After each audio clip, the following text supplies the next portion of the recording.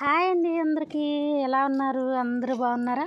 రెగ్యులర్గా చేసే బెండకాయ ఫ్రై పులుసే కాకుండా బెండకాయని అప్పుడప్పుడు మనం ఇలా కర్రీలాగా చేసామంటే ఎంత డ్రైగా ఉన్న రోటీలోకైనా పుల్కాలోకైనా తినడానికి చాలా బాగుంటుందండి. రైస్తో తినడానికి కూడా అంతే బాగుంటుంది.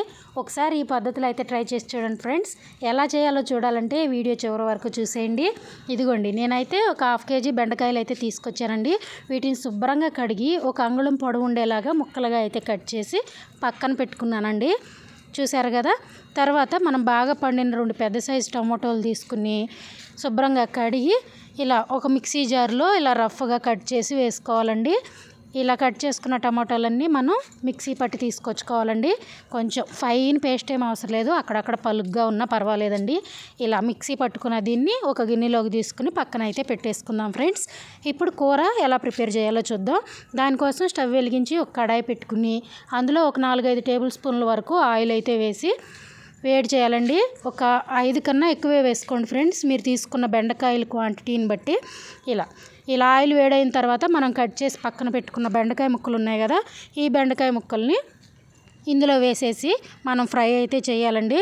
మీరు కనుక ఎక్కువ బెండకాయలు తీసుకున్నట్లయితే కొద్దిగా బాండీలో సరిపడా ఒక చిన్న వాయిలాగా వేసుకుంటూ ఫ్రై అయితే చేసుకోండి ఫ్రెండ్స్. దీనిపైన మూత ఏం పెట్టకూడదు, మూత పెట్టకుండానే మనం ఫ్రై అయితే చేయాలండి.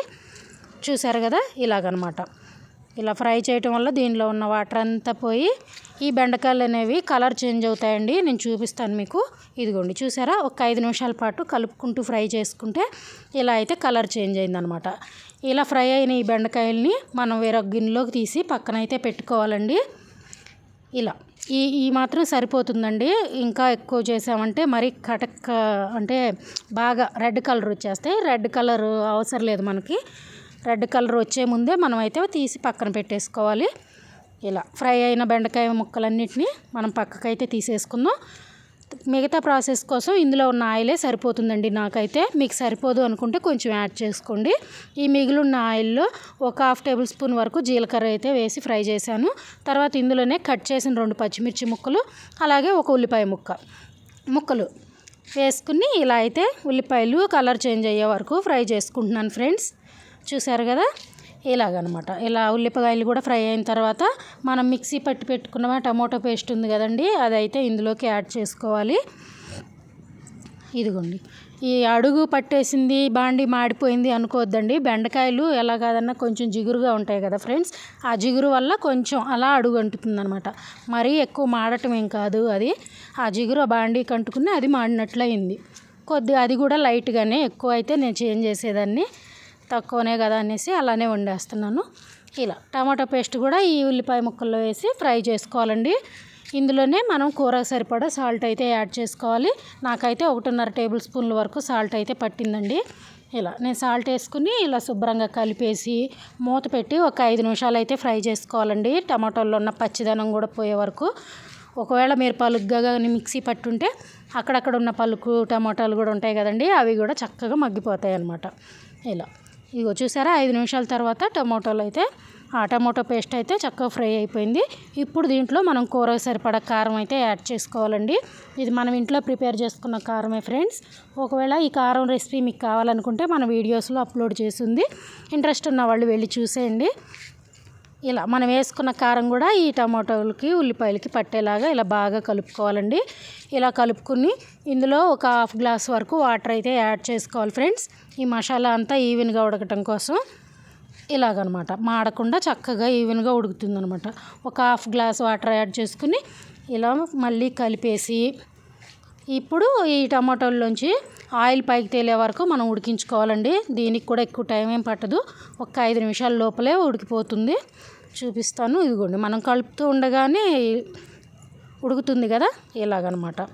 ఇది ఒక 5 నిమిషాల తర్వాత ఇది దగ్గర పడుతుంది.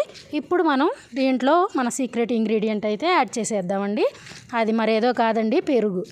దీంట్లో 1 కప్పు పెరుగు అయితే యాడ్ చేసుకోవాలి ఫ్రెండ్స్. మీ దగ్గర ఇంట్లో ప్రిపేర్ చేసుకున్నది ఉంటే యాడ్ చేసుకోండి. నేనైతే ప్యాకెట్ పెరుగే వాడుకుంటున్నాను. ఇప్పుడు 1 కప్పు పెరుగుకి 1 కప్పు వాటర్ అయితే పోసి ఈ తాలింపులో బాగా కలిసేలాగా ఇలా అయితే కలుపుకోవాలండి. ఇది బాగా కలిసిన తర్వాత మనం ఫ్రై చేసి పక్కన పెట్టుకున్న బెండకాయ ముక్కలు ఉన్నాయి కదా, ఆ బెండకాయ ముక్కలు కూడా ఇందులోకి అయితే యాడ్ చేసేసుకోవాలండి. ఇదిగోండి నేనైతే యాడ్ చేసేసి ఇప్పుడు ఈ పేస్ట్ అంతా ఈ బెండకాయ ముక్కలకు పట్టేలాగా మనం కలుపుకుని ఒక 5 నిమిషాల పాటు ఉడికించుకోవాలండి. మూత పెట్టి ఉడికించుకోవాలి. లేదంటే మనం కలుపుతూ ఉండగానే అది ఉడకటం స్టార్ట్ అయిపోతుంది. అలా అయినా పర్వాలేదు. ఇదిగోండి ఇలా ఉడుకుతున్నప్పుడు ఇందులో మనం ఇంట్లో ప్రిపేర్ చేసుకున్న ధనియాల పొడి మసాలా ఉంటుంది కదా, అది 1 టేబుల్ స్పూన్ వరకు పైనుంచి జల్లి ఇంకొక 2 నిమిషాలు ఆ మసాలాలోని పచ్చిదనం పోవటం కోసం ఒక 2 నిమిషాల పాటు ఇలా కలిపి మనం స్టవ్ ఆఫ్ చేసేసుకోవటమేనండి. చాలా టేస్టీగా ఉండే బెండకాయ విత్ పెరుగుతో కర్రీ అండి. బాగుంటుంది. ఒకసారి మీరు కూడా ట్రై చేసి ఎలా వచ్చిందో నాకు కామెంట్లో చెప్పండి ఫ్రెండ్స్. అలాగే వీడియో ఎలా అనిపించింది, నచ్చిందా మీకు? నచ్చితే ఒక లైక్ చేయండి. అలాగే కొత్త వాళ్ళు అయితే మన ఛానల్ సబ్స్క్రైబ్ చేసుకుని నాకు సపోర్ట్ చేయండి. ఇదిగో మన బెండకాయ కూర అయితే రెడీ అయిపోయింది ఫ్రెండ్స్. నేనైతే స్టవ్ ఆఫ్ చేశాను. వేడివేడిగా రైస్తో వడ్డించేశాను.